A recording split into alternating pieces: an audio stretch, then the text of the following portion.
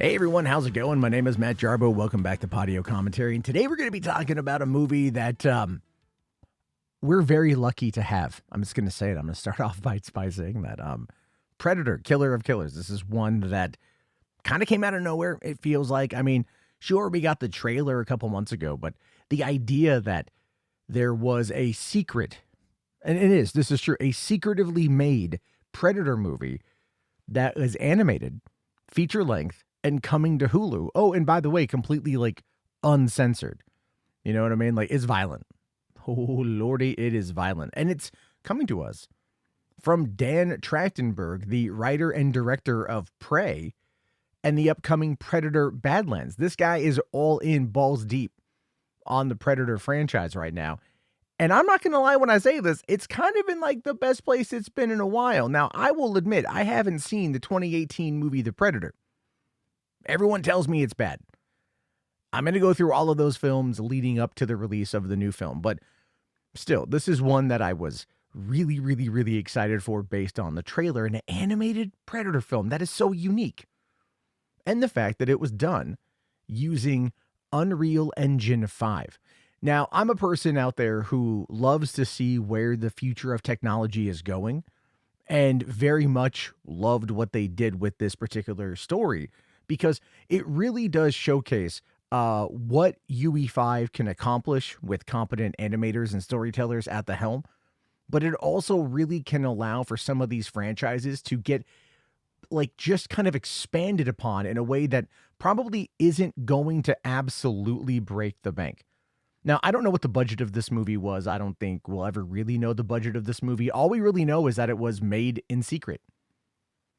Disney, Hulu, whatever you want to call it, 20th Century Studios, they financed this. And honestly, if this was in the theaters, I would have gone and seen it. I would have loved to have gone and seen this movie in theaters. And I really do hope that we get a 4K home video version of it. We did for Prey. And they have been teaming up with Sony, this being Disney, to put out some of their films and TV shows on physical media. Now, the downside to this, just to be fair, is that it will probably cost like about $40 because that's just kind of where we are right now. It sucks, but, you know, steelbooks. Anyway, this movie is like, look, this movie can be enjoyed any way you want to watch it, okay? It's three distinct storylines and then an epilogue that sets up a wild continuation. All right, we start off in the year 1841 in Scandinavia with the story of the Shield. This is about a Viking warrioress named Ursa who is leading her son Anders and a clan on an expedition to destroy the man named Zoran, the man who was responsible for the death of Ursa's father. And she is angry and she is pissed and she is not under any circumstances effing around.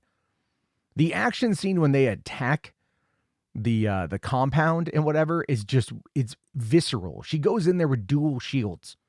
Okay, if you've ever played, and I have a feeling this is probably heavily inspired by Assassin's Creed Valhalla, because you can dual wield shields in that game, and like that's the first thing I thought of when I saw this. I'm like, oh shit, they played Assassin's Creed. But it's wild as hell. It's bloody, it's violent, it's visceral. And then, you know, here comes the Predator and just messes everybody up. And then it's up to Ursa to fight this thing and kill this thing. And in the process, you know, she loses her son.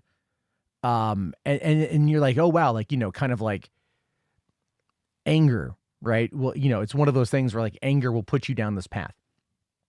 And that's somewhat kind of carried over into the second story, which is the Sword, which just takes place in 1609. And you've got these two brothers. I don't know if it's by blood or if it's by friendship. I think they are brothers, Kenji and Kiyoshi. And they are, you know, look, like they are underneath the tutelage of their dad, a samurai warlord. And this guy clearly has no love for Kenji. Kenji's more of a softer soul, right? A bit more of an empathetic spirit. And in a moment when they're told that they have to fight each other to determine the successor to the samurai clan, Kenji's like, I don't want to do this. You're my brother. I love you. I'm not going to do this. And then Kiyoshi just attacks him, defeats him because he was caught off guard like a sucker punching little bitch. And then Kenji takes off, and then 20 years later, he is now a ninja. He comes back to kind of finish the job, right, to confront his brother. And as he is making his assault on this particular compound, or castle, whatever you want to call it, the Predator is watching. And man, when the Predator comes on in, it is just, it's wild as hell. And what I loved about this is, like, at the end, you got Kenji and Kiyoshi, and they work together to defeat the Predator, right? They put aside their differences. And in those last few moments before Kiyoshi dies from the wounds that he gets from the Predator, the two of them have reunited, right? They realize that fighting is not the answer, but also they work better as a team rather than separately.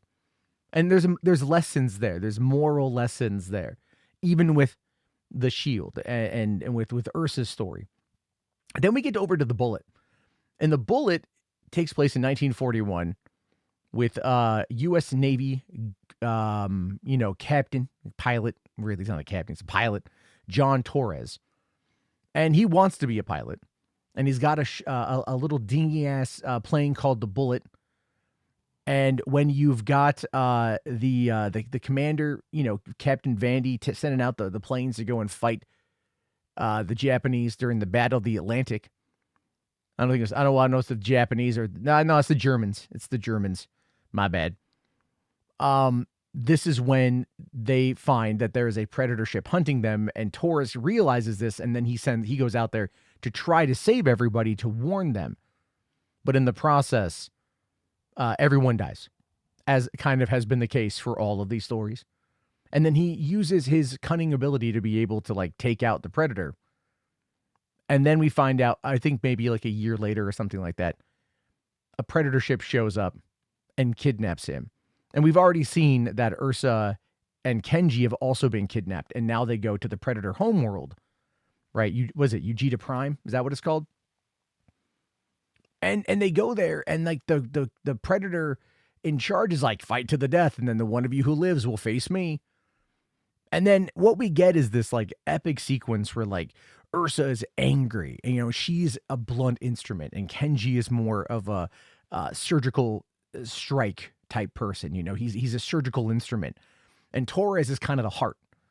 Okay, like he's kind of the heart. He wants to figure it out, right? He's the guy, like, he's gonna be the one to get everybody out of there. And it's like they battle each other, and then they're trying to, like, Kenji's trying to not fight, and then out comes this gigantic one creature who just straight up like swallows Torres, and then Torres is on the inside of this dude trying to like cut him open. And it's like, this whole thing is crazy to watch. It's so wild. It's so nuts. And then I don't want to spoil everything. I'm kind of spoiling it already, but like they go through and they defeat it, right? This would be Ursa and Kenji defeat the creature together by working together. And they can't communicate, right? They can't talk. She's speaking Scandinavian. He's speaking Japanese. They're unable to communicate with one another. And so, but they figure it out, right? They figure it out by kind of just feeling the energy. And then here comes Torres, and he helps them get away, and they get up to the ship, and they fight the king, right? The Grenle King is what Ursa calls him. And they don't completely defeat him, but then they're, they get on the ship. Kenji loses an arm. The Grenle King and his predators fire off a harpoon to keep the ship there. Ursa sacrifices herself, so we think, to free the other two. And as they make their way away, the king just says, now